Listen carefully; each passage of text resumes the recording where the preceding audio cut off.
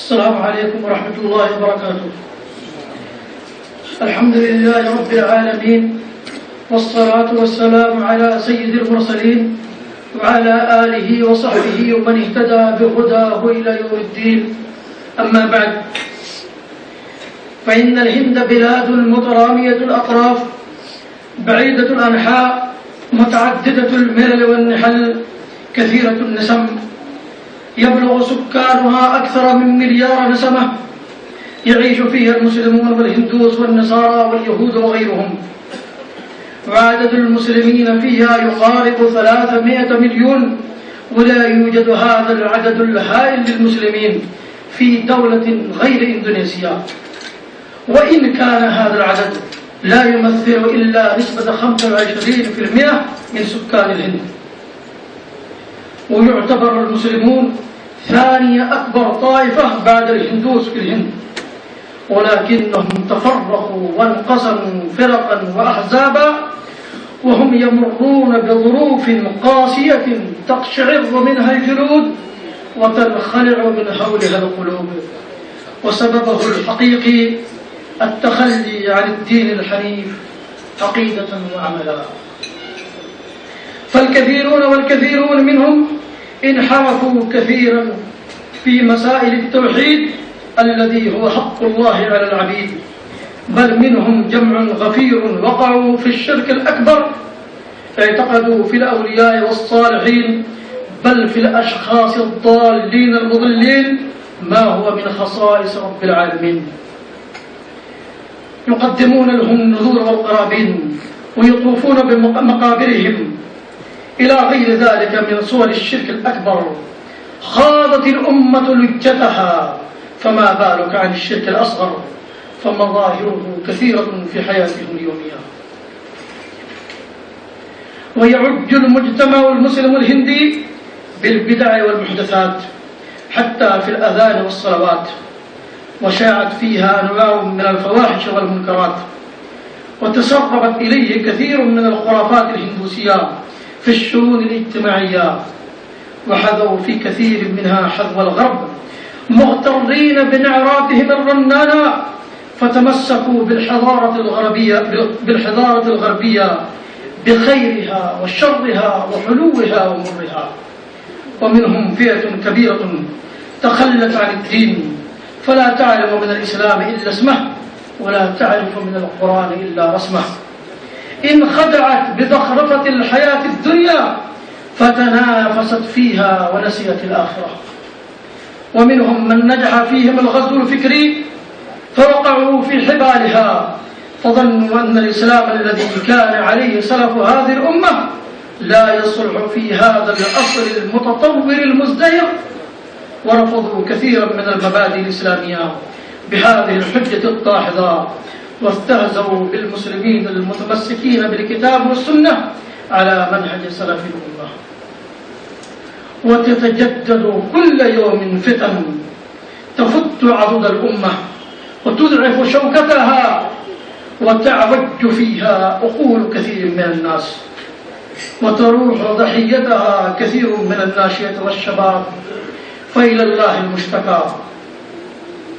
فالحذر من التقصير والتكاسل والثبات، فإن الشر يزداد انتشارا كل يوم.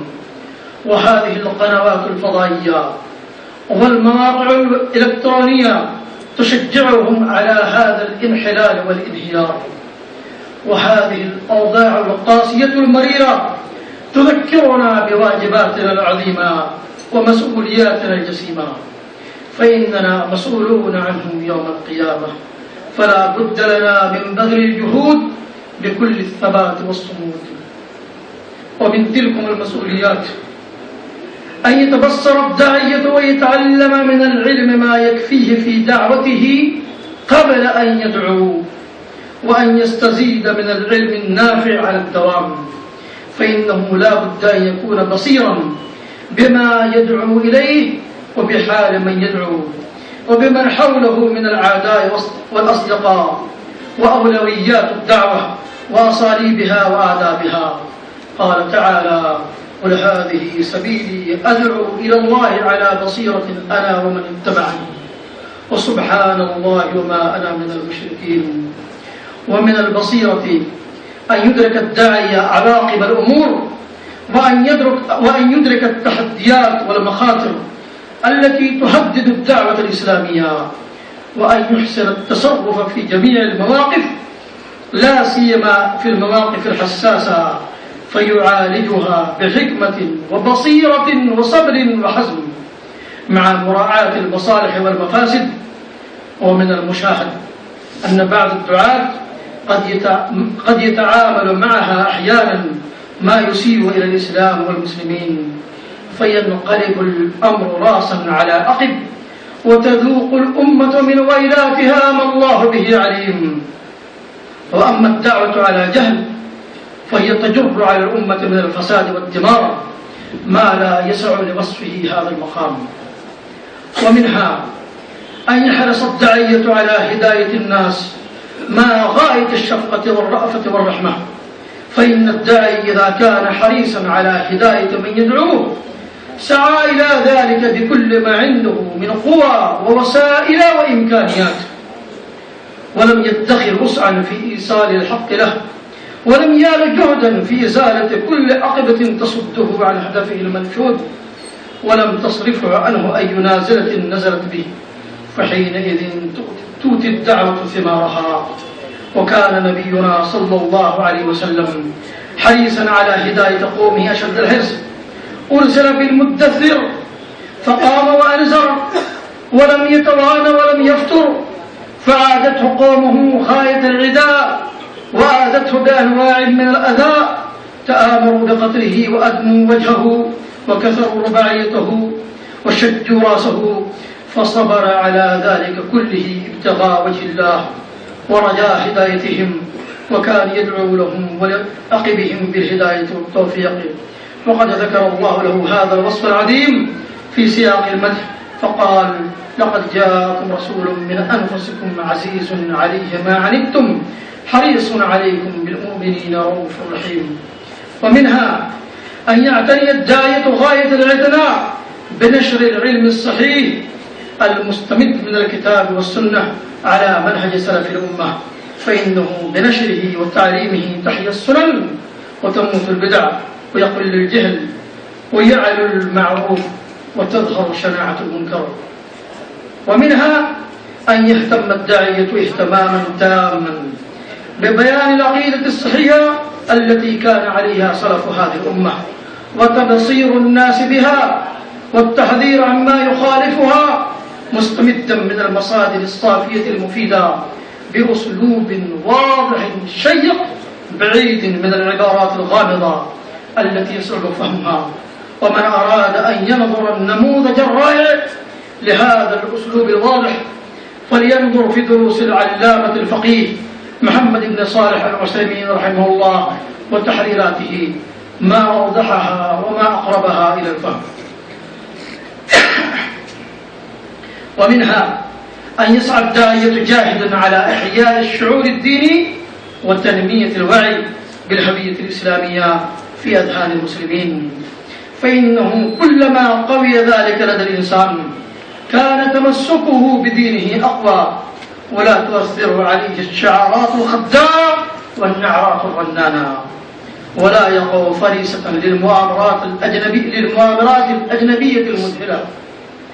ومن ثم حاول الاستعمار وما زال يحاول أن يضعف الشعور الديني والهوية الإسلامية لدى المسلمين بشتى وسائله، فإنه متى تحتمت القوة الداخلية تيسر تحطيم القوة الخارجية بكل صورها. ومنها أن يعمل الداعية على غرس الثقة واليقين في قلوب المسلمين، لا سيما الطبقة التي بيدها القيادة والإعلام والفئة المثقفة الجديدة، بأن الإسلام دين شرعه للإنسانية الرب الذي يعلم ما كان وما يكون إلى يوم القيامة، وارتضاه دينا إلى قيام الساعة، فهي شريعة خالدة محكمة من علام الغيوب أحكمها لكل زمان ومكان، وإن وصلت البشرية فوق الشمس والقمر وهي التي فيها سعادة البشرية جمعا. وقد ضعف هذا اليقين في قلوب الذين تربوا في أحضان الثقافة الغربية واغتروا بشعاراتهم الدجلية الماكرة، فالله المستعان.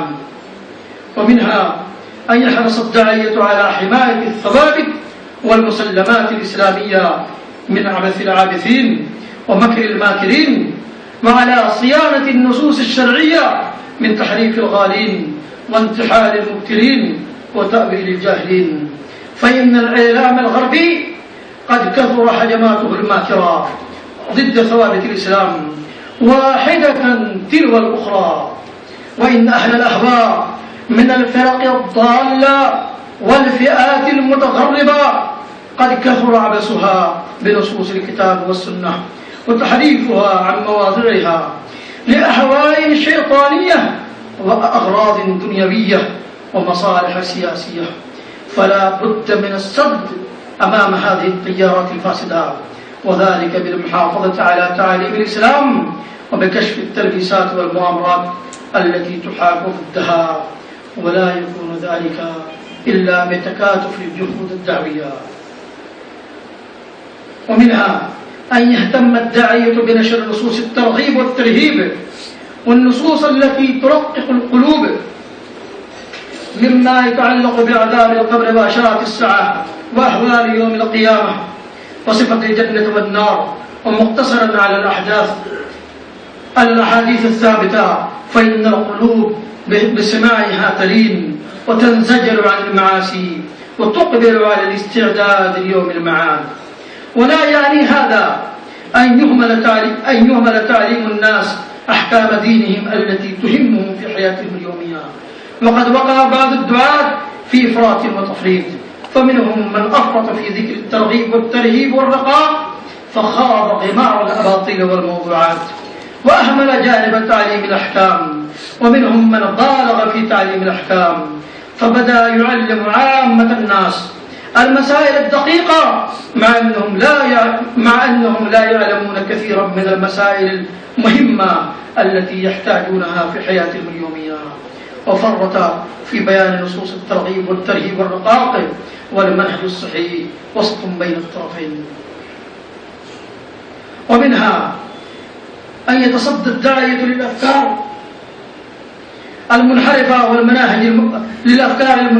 والمناهج المتطرفة التي تزعزع كيان الأمة، وأن يبذل جهده في تحسين الأمة من الغزو الفكري وفق خطة علمية مدروسة، فإنه قد ضرب بأطنابه في مختلف صوره بوسائل متنوعة على أذهان كثير من الناس لا سيما الناشئة والشباب.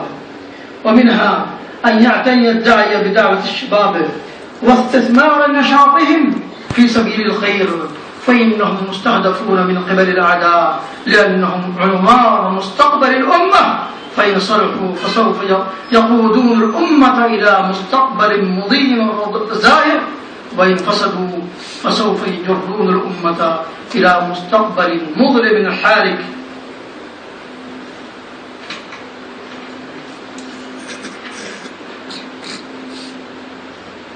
أيها الداعية، إنك من ورثة الأنبياء في تبليغ الدعوة ونشر الرسالة، فعليك أن تؤدي مسؤوليتك وتبذل ما في وسعك في سبيل الدعوة إلى الله مخلصا صابرا محتسبا، يبارك الله في جهودك فتؤتي ثمارها وتظهر نتائجها، إن الله لا يضيع أجر المحسنين. اللهم وفق الدعاة وسددهم وتقبل جهودهم واجعلهم مباركين أينما كانوا، آمين. وآخر دعوانا الحمد لله رب العالمين.